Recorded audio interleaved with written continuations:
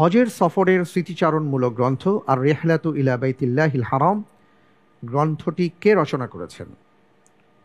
এ মুহাম্মদ আল আমিন আশ-শানকিতি রাহিমাহুল্লাহ, বি মুহাম্মদ বিন আলী আশ-শাওকানি রাহিমাহুল্লাহ, সি ইবনু হাজার আল আসকালানি রাহিমাহুল্লাহ, ডি ইবনে বাতুতা।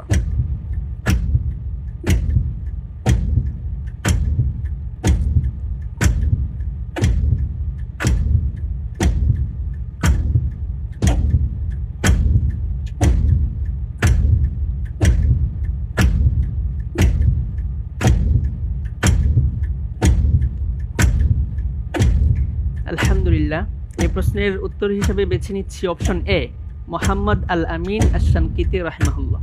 প্রেস করব ইনশাআল্লাহ। লক করা হোক অপশন এ, মুহাম্মদ আল আমিন আশ-শানকিতি রাহিমাহুল্লাহ।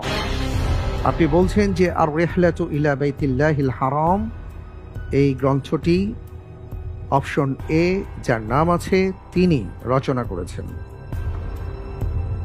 আপনি কি বাইতুল্লাহিল হারাম সফর করেছেন? জি আলহামদুলিল্লাহ। মাশাআল্লাহ, তাবারাকাল্লাহ। কি উপলক্ষে বা কত বছর আগে গিয়েছেন? গত বছর গিয়েছিলাম, হাদিস আমার ভালোবাসায় প্রথম হয়েছিলাম, সেখান থেকে প্রাইজ হিসেবে গিয়েছিলাম। মাশাআল্লাহ, তাবারাকাল্লাহ, আলহামদুলিল্লাহ। আকিজ আলোকিত জ্ঞানীর পুরস্কারের বিষয়টি তো আপনি জানেন, তো সেখানেও বাইতুল্লাহ সফরের একটা সুযোগ আছে। আলহামদুলিল্লাহ, আমরা দোয়া করি আপনার জন্য, আল্লাহ তাআলা আপনাকে যেন কবুল করেন।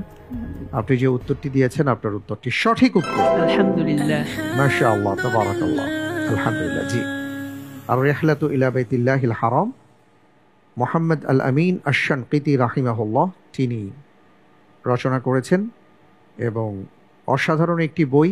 তিনি তার হজ যাত্রার অভিজ্ঞতা, মক্কা মদিনার পবিত্র স্থানসমূহের বিবরণ দিয়েছেন এবং বিভিন্ন ঘটনাও তিনি তুলে ধরেছেন।